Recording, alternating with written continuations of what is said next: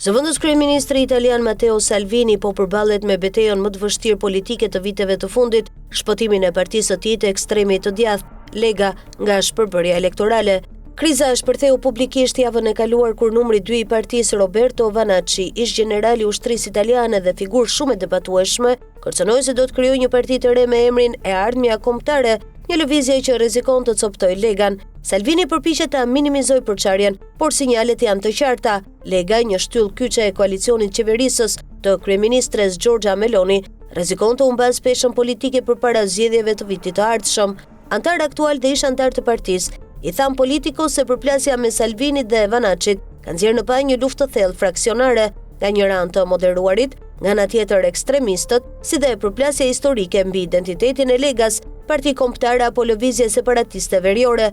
Në fat të shkurtër, dobësimi i Legas mund t'i sjellë lehtësim Giorgia Melonit, pasi si Salvini, ashtu edhe Vanacci, konsiderojnë figura me qëndrime të buta ndaj Putinit, por në fat të gjatë, një shpërbërje e Legas mund ta bëjë shumë më të vështirë ndërtimin e koalicioneve dhe ruajtjen e stabilitetit qeverisës në Itali.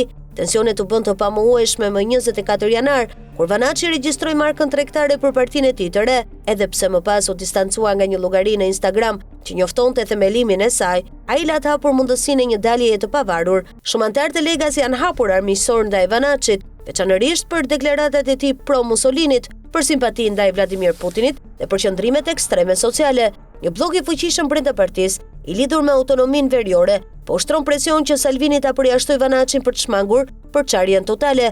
Eksperti i populizmit Daniele Albertazzi paralajmëron se ndarja është thuajse e pashmangshme. Sipas tij, Vanacci nuk synon të mbetet në hije dhe po pozicionohet hapur në të djathtën ekstreme. Vanacci u bë figurë publike në vitin 2023 me librin bestseller Bota përmbys, ku mbështeti teori konspirative si zëvendësimi i madh dhe i cilësoi homoseksualët si jo normal. Ai ka deklaruar hapur se preferon Putinin ndaj presidentit Ukrainas, Zelenski. Fillimisht Salvini e pa Vanaccin si një shpëtim politik. Lega kishte rënë nga 34% në vitin 2019 në rreth 8% në zgjedhjet e vitit 2022.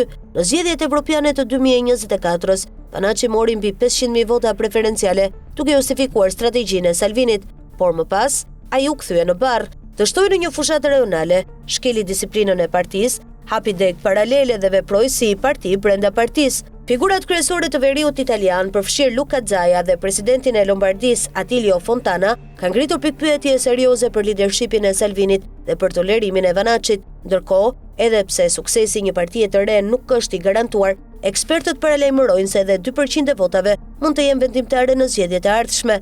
Sipas sondazheve, ekziston një elektorat i vogël por aktiv, anti-imigracion dhe anti-koreksi politike, që mund të tërhiqet nga profili provokues i Vanaccit. Nëse Salvini nuk tërhiqet dhe nuk ndryshon kurs, paralajmërojnë analistët, Lega rrezikon të humbasë rëndësinë politike, duke e futur Italinë në një fazë të re pasigurie para zgjedhjeve vendimtare të vitit të ardhshëm.